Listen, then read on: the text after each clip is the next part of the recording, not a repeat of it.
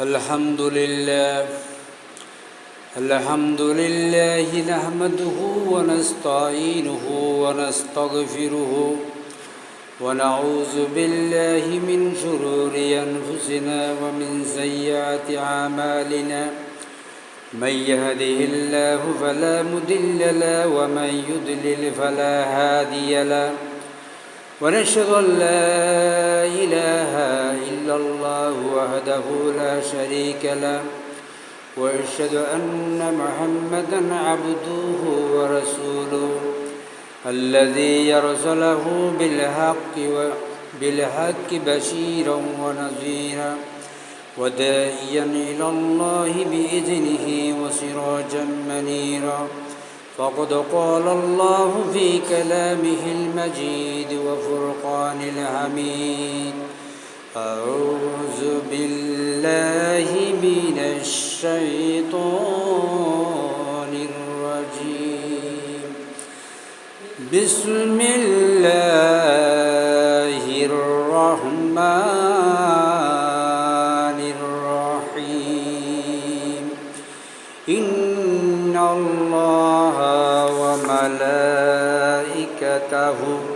يصلون على النبي يا أيها الذين آمنوا صلوا عليه وسلموا تسليما اللهم صل على سيدنا مولانا محمد وعلى آل سيدنا مولانا محمد اللهم صل على سيدنا مولانا محمد وعلى آل سيدنا مولانا محمد بلغ العلا بكماله كشف الدجى بجماله حسنت جميع صالح صلوا عليه وآله আলহামদুলিল্লাহ আজকে জুমা রবিউল আউয়াল মাস শুরু হয়েছে, যে মাসে আমাদের নবী মুহাম্মদ রাসূলুল্লাহ সাল্লাল্লাহু আলাইহি সাল্লাম পৃথিবীতে তাশরীফ এনেছিলেন।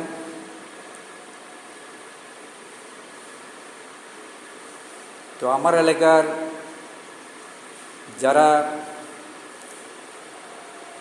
এখনো পর্যন্ত দোকানে পারে বসে আছেন, আজকে জুমাবার গরিবদের জন্য হজ, সুতরাং দোকানে পারে আর কথা না বলে আমরা সবাই যদি মসজিদে চলে আসি, তাহলে আমরা দুনিয়া এবং আখিরাতে কল্যাণ অর্জন করতে পারব। সুতরাং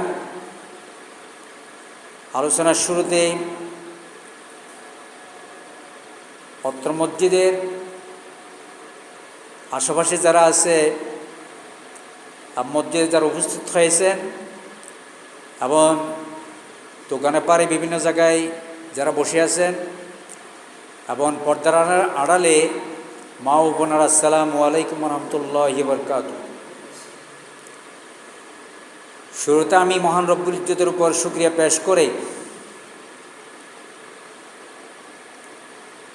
আখিরে নবী মুহাম্মদ রাসূলুল্লাহ সাল্লাল্লাহু আলাইহি সাল্লাম যিনি এই মাসে পৃথিবীতে আগমন করেছিলেন, তার উপরে লক্ষ কোটি দরুদ ও সালাম।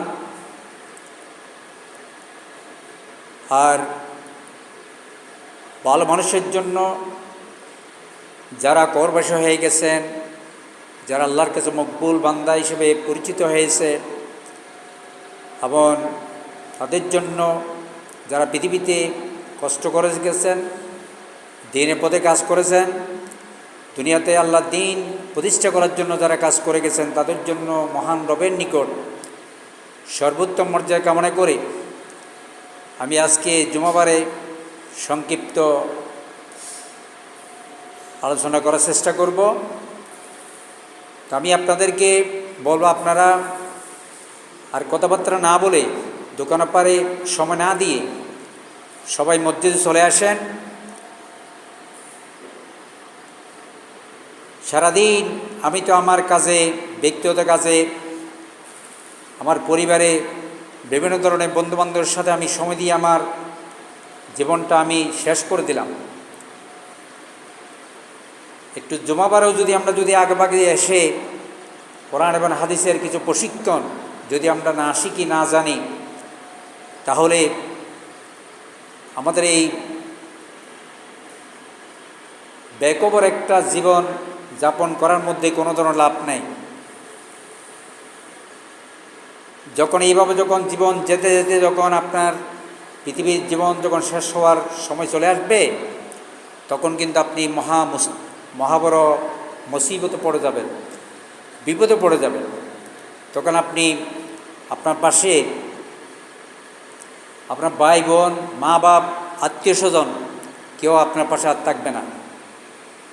আপনার মধ্যে যে সাকরাত চলতেছে, আপনার মধ্যে যে বিপদ চলতেছে, আপনি তো তখন তো বাসা হারাই ফেলবেন, নিজের কথা হারাই ফেলবেন, কথা বলতে পারবেন না, বেহুশ অবস্থায় থাকবেন। তখন আপনি নিজের মধ্যে কী ধরনের যন্ত্রণা পাচ্ছেন, আপনার নিজের কথা আপনি তখন বুঝিয়ে বলতে পারবেন না।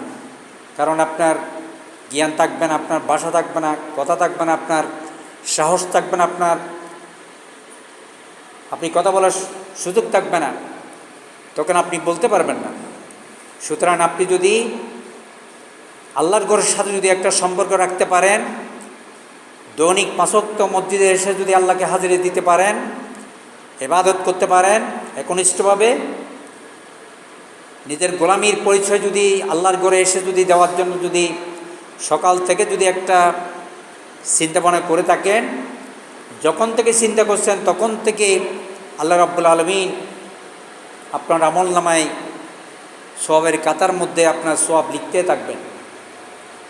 কিন্তু যদি আপনি কোনো পরিকল্পনা না নেন, যাবতীয় একটু পরে যাব, এখন তো 1টা বাজে নাই, এরকম যদি চিন্তা করেন, তাহলে ঠিক ওই বিপদের মুহূর্তে আপনি কিন্তু সাংঘাতিক ধরনের বিপদে পড়ে যাবেন। সেজন্য আমি আপনাদের প্রতি আকুল আবেদন থাকবে, এটা আল্লাহর ঘর, কোনো মানুষের কাছে আপনি যাচ্ছেন না, আপনি যাচ্ছেন আল্লাহর ঘরে যাচ্ছেন, আপনার মালিকের কাছে যাচ্ছেন, যিনি আপনাকে পৃথিবীতে বাড়িয়েছেন, বুদ্ধি দিয়েছেন, বিবেক দিয়েছেন, জ্ঞান দিয়েছেন, সম্মান দিয়েছেন, জায়গা জমি দিয়েছেন, ছেলে মেয়ে দিয়েছেন, আত্মীয় স্বজন দিয়েছেন, অনেক কিছু দিয়েছেন। যিনি দিয়েছেন তার একটু খবর নেওয়ার জন্য, সে মালিকের একটু বন্দেগী করার জন্য, তার গোলামি করার জন্য আল্লাহর ঘরে চলে আসেন। চলে এসে এখানে আলেমারা যে আলোচনাগুলো রাখে কোরআন এবং হাদিস থেকে, এই আলোচনাগুলো শুনে আপনার জীবনে, পরিবারে, সমাজে, রাষ্ট্রে, সকল ক্ষেত্রে, ক্যাত কামারে, আপনি যেখানে চাকরি করেন সেখানেও আপনি চাকরিটা যদি আপনি বিসমিল্লাহ বলে শুরু করেন, আল্লাহর নাম দিয়ে যদি শুরু করেন, আপনি দোকানটা যদি আল্লাহর নাম দিয়ে শুরু করেন, আল্লাহ রসুলের নাম ব্যবহার করে যদি আল্লাহ রসুলের কথার ভিতরে থেকে যদি আপনি আপনার দোকানটা যদি চালু করতে পারেন, আপনার দোকানে যদি সময় কাটাতে পারেন, তাহলে এইভাবে আপনার জন্য রিজিকের ব্যবস্থা আল্লাহ রাব্বুল আলামিন করবেন। আপনাকে কোনো ধরনের নিয়ম করতে হবে না। আপনি যখন পরিপূর্ণ আল্লাহর উপর ভরসা করবেন, দেখবেন যে আপনার জন্য আল্লাহ নিজেই আপনার রিজিকের ব্যবস্থা করে দিবেন। আপনি ভাবতে পারবেন না, আপনি যে সকাল থেকে বিপদে পড়ে আছেন, কি করবে এই বিপদে, আমি কিভাবে, কে উদ্ধার করবে। কিন্তু ঠিকই বেলা শেষে, দিন শেষে আল্লাহ রাব্বুল আলামিন আপনাকে উদ্ধার করছেন। আপনাকে ঠিকই আপনার সম্মান বিসর্জন হয়নি, আপনি কিন্তু ঠিক জায়গায় রয়েছেন এবং আরও ভালোভাবে রয়েছেন। সেজন্য এই অবস্থাগুলো শুকরিয়া পেশ করেন। শুকরিয়া যত করবেন আল্লাহ রাব্বুল আলামিন আপনার নিয়ামত বাড়াই দিবেন। যদি শুকরিয়া না করেন আল্লাহ রাব্বুল আলামিন আস্তে আস্তে আপনার পক্ষ থেকে নিয়ামত আসমানে উঠেই নেবেন, তুলে নেবেন, নিয়ে যাবেন। সেজন্য মহান রবের শুকরিয়া পেশ করতে কোনো ধরনের ভুল করবেন না। সেজন্য এখন আমার নির্দিষ্ট আলোচনার দিকে আমি যেতে চাচ্ছি। আমি সূরা জিলজালটা আমি আপনাদের সামনে তেলাওয়াত করব এবং এটার আলোকে আমি কিছু আলোচনা আপনাদের সামনে পেশ করার চেষ্টা করব ইনশাল্লাহ, যদি আল্লাহ রাব্বুল আলামিন আমাকে যদি তৌফিক দান করেন। আপনারা সবাই আমার সাথে পড়েন। এই সূরাটা খুবই পরিচিত সূরা, আমরা সবাই জানি। তো সূরাটা আপনারা আমার সাথে পড়ার জন্য চেষ্টা করেন। আউযু বিল্লাহি মিনাশ শাইতানির রাজীম। বিসমিল্লাহির রহমানির রহিম। ইযা যুলজিলাতিল আরদু জিলজালাহা وأخرجت الأرض أثقالها وقال الإنسان ما لها يومئذ تحدث أخبارها بأن ربك أوحى لها يومئذ يصدر الناس أشتاتا ليروا أعمالهم فمن يعمل مثقال ذرة خيرا يره ومن يعمل مثقال ذرة شرا يره صدق الله العظيم। মহান দ্রব্য ইজ্জতের নামে শুরু করলাম সূরাতুল জিলজাল। এটা মক্কি যুগের একটা সূরা এবং আখরাতমুখী। আপনি যদি পরকালকে যদি আপনি জানতে চান, আপনার কবর থেকে শুরু করে আখরাতের চিত্রটা কীরকম হবে, আপনি মারা যাওয়ার পর থেকে কবর থেকে শুরু করে আপনার শেষ পর্যন্ত জান্নাত আল্লাহর বিচার হওয়া পর্যন্ত আপনি কোথায় যাবেন? আপনি কি চিরসুখীময় জান্নাতে যেতে পারবেন, নাকি আপনাকে খুব ভয়াবহ জাহান্নামে যেতে হবে?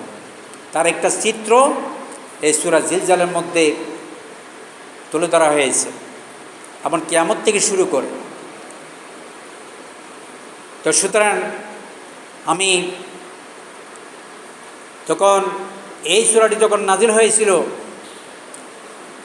নবী করিম সাল্লাল্লাহু আলাইহি সাল্লামের মক্কি জিন্দেগীর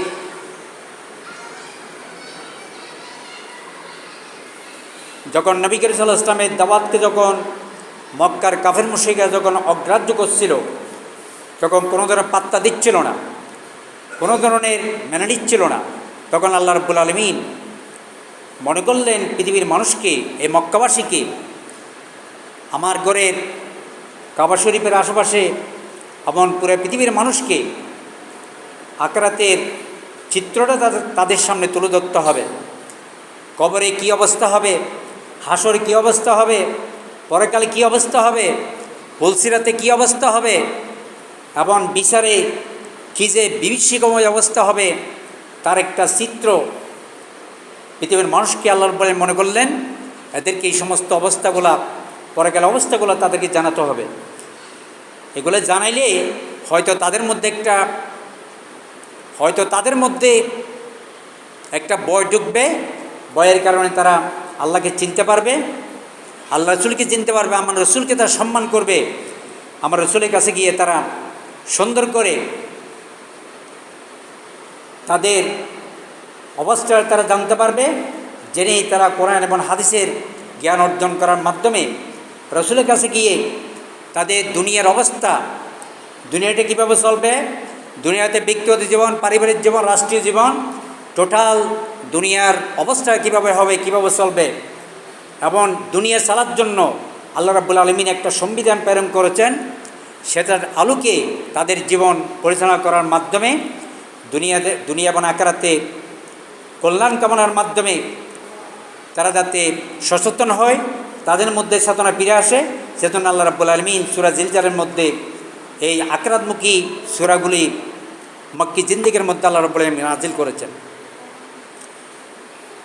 এখানে আল্লাহ রাব্বুল আলামিন যেটা বলেছেন, ইজা জুলজিলাতিল আরদু জিলজালাহা, যখন পৃথিবী কম্পনে প্রকম্পিত করা হবে, যখন পৃথিবীকে খুব প্রচণ্ডভাবে ঝাঁকুনি দেওয়া হবে, ওয়া আখরাজাতিল আরদু আসকালাহা, তখন পৃথিবী তার সব বোঝাগুলা বের করে দিবেন, ওয়াকাল আল ইনসানু মা লাহা, তখন মানুষ জিজ্ঞাসা করবে, হঠাৎ করে পৃথিবী এরকম করছে কেন, হঠাৎ করে পৃথিবী আমাকে এভাবে ধাক্কা মারছে কেন, তখন মানুষ জিজ্ঞাসা করবে।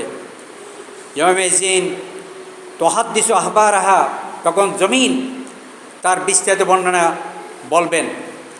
বিআন্না রাব্বাকা ওয়াহালাহা, কেননা আল্লাহ রাব্বুল আলামিন জমিনকে নির্দেশ দিবেন, হে জমিন তুমি তার বিস্তারিত বর্ণনা, তোমার উপরে কে কী করলো, তুমি তার বর্ণনা তুমি তাদের সামনে বর্ণনা করো। ইয়াউমাইযিন ইয়াসদুরুন নাসু আশতাতান, সেদিন মানুষ দলে দলে বের হবে, লিয়ারাউ আমালাহুম, তখন প্রত্যেকটি মানুষ তাদের আমলগুলো দেখতে পাবে। ফামান ইয়ামাল মিসকালা যাররাতিন খায়রান ইয়ারা, অতএব যারা যররা পরিমাণ ভালো কাজ করবে তাও তাদের সামনে আল্লাহ রাব্বুল আলামিন তুলে ধরবেন। ওয়া মান ইয়ামাল মিসকালা যাররাতিন শাররান ইয়ারা, যারা যররা পরিমাণ অন্যায় কাজ করবেন সেটাও তার সামনে বেশি উঠবে, তখন মানুষ অস্থির হয়ে যাবেন। এই টোটাল কিয়ামত থেকে শুরু করে টোটাল আপনার পরকালে কী অবস্থা হবে সেটার একটা চিত্র সূরা জিলজালের মধ্যে আল্লাহ রাব্বুল আলামিন তুলে ধরেছেন। সুতরাং আমাদেরকে একটা সূরার অবস্থা যদি এরকম হয়, একটা সূরার মধ্যে 60টা আয়াত মাত্র, এই 60টা আয়াতের বর্ণনা যদি এত ভয়াবহ, এত ক্রিটিক্যাল, এত অবর্ণনীয়, এত ভয়াবহ যদি হয়, তাহলে সূরা কোরআনের মক্কি জিন্দেগী প্রত্যেকটি সূরার যদি তর্জমা করা হয়, ব্যাখ্যা করা হয়, তাফসীর পেশ করা হয়, তাহলে পৃথিবীর মানুষের তার ব্যক্তিগত জীবন, পারিবারিক জীবন, সব জীবনগুলো অচল হয়ে যাওয়ার কথা, মানুষ আর জীবনযাপন করতে পারবে না। মানুষের মধ্যে এমন অবস্থা তৈরি হয়ে যাবে। এরকম একটা চিত্র, এরকম একটা হাদিসের বর্ণনা আমি আপনাদের সামনে তুলে ধরার চেষ্টা করব। হযরত নবী করিম সাল্লাল্লাহু আলাইহি ওয়াসাল্লামের মেয়ে হযরত ফাতেমা রাদিয়াল্লাহু তাআলা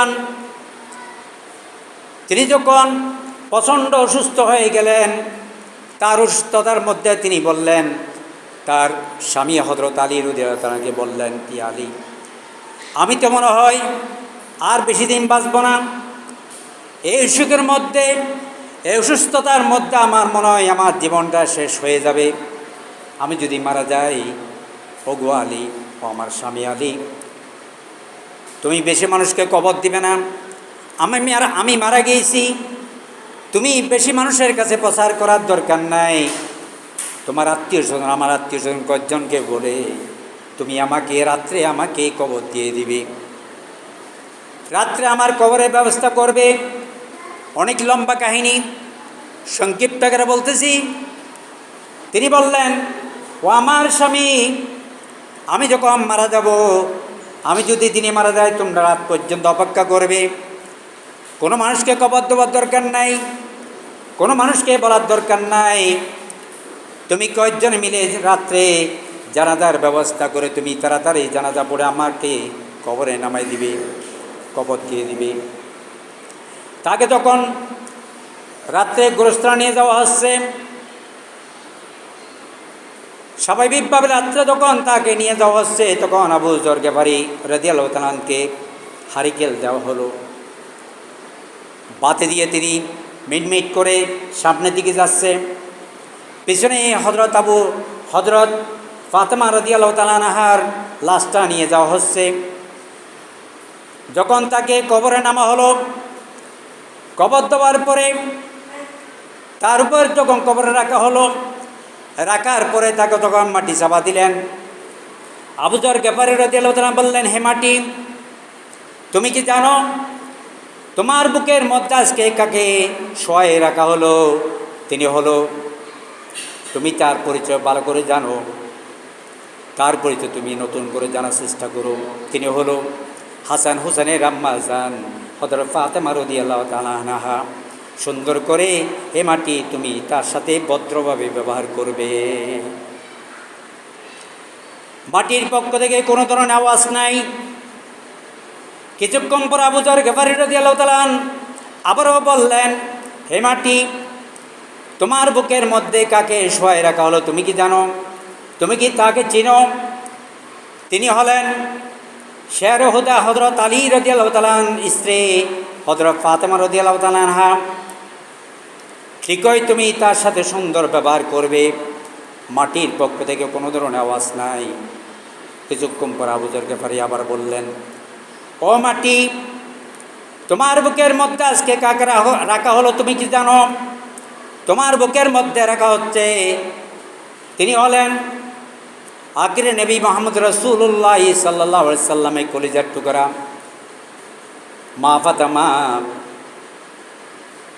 জান্নাতের নারীদের সর্দারিনী হযরত ফাতেমা রাদিয়াল্লাহু তাআলাকে তোমার বুকের মধ্যে শোয়ায় রাখা হলো।